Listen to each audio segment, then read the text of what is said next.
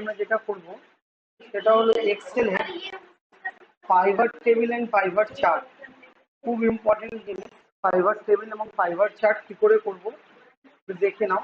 তুমি একটু কাছে চলে আসো।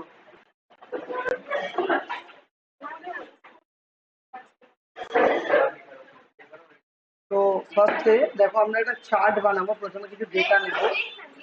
সাপোজ আমি ডেটাটাকে নিচ্ছি কি না, সেলস রিপোর্ট অফ কার্স 2024।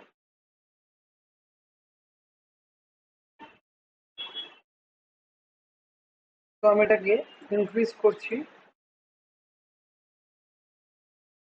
তো লিখছি মডেল, ব্র্যান্ড, ইয়ার, ম্যানুফ্যাকচারিং,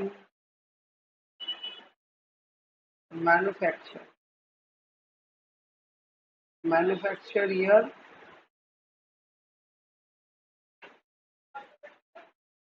2023, 2024, 2023 sold, 2024 sold,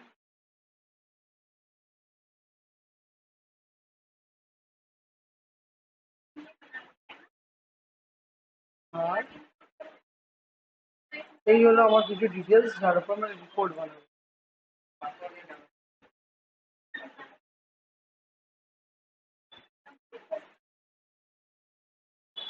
হলো, তো এগুলোটা কি বড় করবো।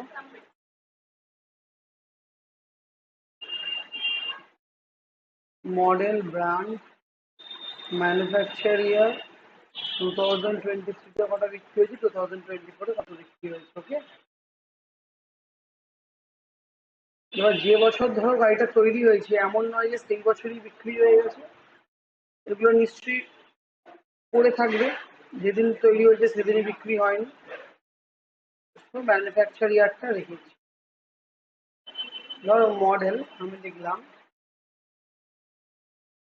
ওয়াগন আর, ব্র্যান্ড মারুতি, ম্যানুফ্যাকচার ইয়ার হলো 2022, বিক্রি হয়েছে 2023-এ 15,300 পিস, 2024-এ বিক্রি হয়েছে 16,200 পিস। হলো সেম। আমি ধরো বলছি অল্টো 800, এটাও মারুতির গাড়ি। তো এটাও 2022-এর ম্যানুফ্যাকচার, বিক্রি হয়েছে 32,800, আর এটা 32 হয়েছে 13,700, ফল করেছে। এটা ধরো টাটা পাঞ্চ, কার, টাটা 2023-এরই গাড়ি, বিক্রি হয়েছে 14,500, এবারে বিক্রি হচ্ছে 32,700, বেড়েছে। এটা ধরো কুইক, রেনল্টের 2023-এর গাড়ি, বিক্রি হয়েছে 7,500, আর এবারে বিক্রি হয়েছে 9,100। ঠিক আছে,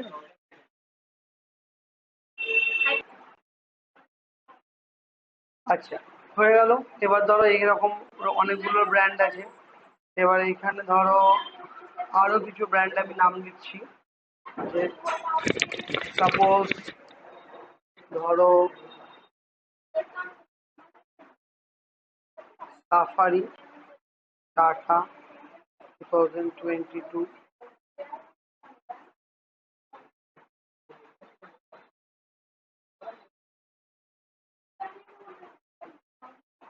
ঠিক আছে। তো এইরকম আমি কিছু ধরো মডেল নিয়েছি, আরো কিছু ধরো দু তিনটে মডেল ধরো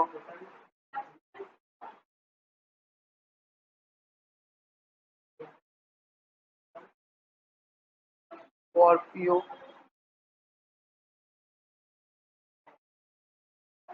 স্করপিওটা কার, মাহিন্দ্রা,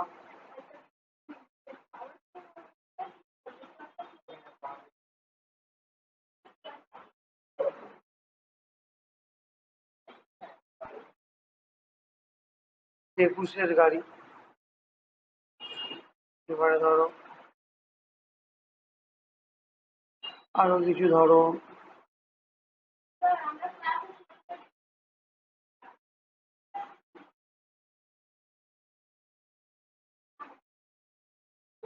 ধরো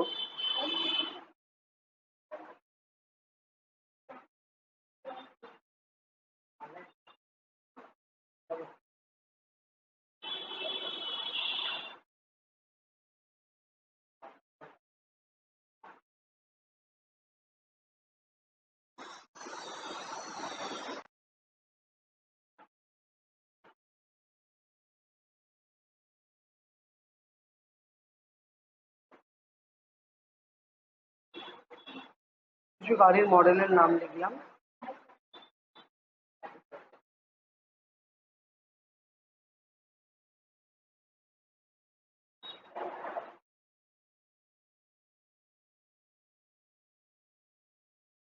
এবার আমি এই যে রিপোর্টটা তৈরি করেছি, এই রিপোর্টের উপর গ্রাফ দেখতে চাইছি। এটা ধরো আমার একটা রিপোর্ট তৈরি হয়েছে,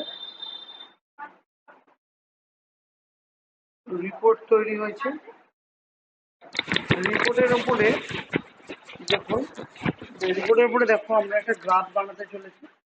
তো এই রিপোর্টের উপরে গ্রাফ বানানোর জন্য এক্সেলে সব থেকে ভালো উপায়, জাস্ট রিপোর্টটা সিলেক্ট করে ইনসার্টে গিয়ে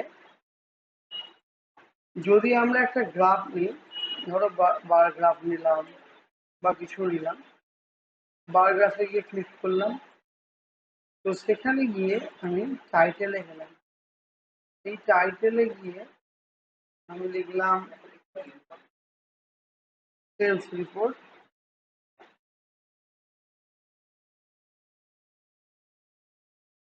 ফার্স্ট 2020, এটা একটা হয়ে গেল। তো এইরকমই আমি যদি চাইছি আরেক ধরনের রিপোর্ট জেনারেট করব, তো সেটা আমার এই চার্ট রিপোর্টের থেকে অনেক ইউজফুল হবে, অনেক ইজি টু আন্ডারস্ট্যান্ড হবে। সেটাকে আমরা বলছি পাইভট টেবিল রিপোর্ট। কিভাবে করব, ডেটাটা সিলেক্ট করলাম, ইনসার্টে গেলাম, আমি পাইভট টেবিলে ক্লিক করলাম, ওকে করলাম, মডেল নিলাম, ব্র্যান্ড নিলাম, ইউনিট স্টোর নিলাম, 2024 ইউনিট স্টোর নিলাম। এবার আমি ব্র্যান্ডগুলোকে ধরো রিপোর্টে ফিল্টারে ফেললাম। এবার ব্র্যান্ডে গিয়ে বা ব্র্যান্ড ফিল্টারে ফেললাম, মডেলগুলো এরকম রয়েছে দিলাম। তো ব্র্যান্ডে গিয়ে আমি যে কোনো ব্র্যান্ড, সাপোজ মারুতির কি কি গাড়ি বিক্রি হয়েছে দেখবো। দেখো অনেক ইজি হয়েছে, অল্টো, বালিনো, ওয়াগনার, এই গাড়িগুলো এলো। দেখো পুরো 2 সালের ইউনিট দিচ্ছে। এইটাকে আমরা বলছি কি রিপোর্ট, এটাকে বলছি পাইভট টেবিল রিপোর্ট। কি রিপোর্ট না, পাইভট টেবিল রিপোর্ট। এটাকে আমি রিনেম করছি, এটাকে রিনেম করে আমি লিখছি পাইভট টেবিল রিপোর্ট। এর থেকেও আরো যদি সুন্দরভাবে বুঝতে চাই, তো পাইভট চার্ট রিপোর্ট তৈরি করব। ইনসার্টে যাব, পাইভট চার্টে ক্লিক করব, ওকে করব, মডেল সিলেক্ট করব, ব্র্যান্ড সিলেক্ট করব, ম্যানুফ্যাকচারার সিলেক্ট করব, ইউনিট সোল সিলেক্ট করব, দুটো ইউনিট। এবার আমি কাকে ফিল্টার করতে চলেছি, আচ্ছা সাপোজ আমি চাইছি ব্র্যান্ডগুলো আমার লেজেন্ডে চলে আসে, আর ব্র্যান্ড লেজেন্ডে, আর মডেলগুলো, এই ভ্যালুগুলো আমার ফিল্টার।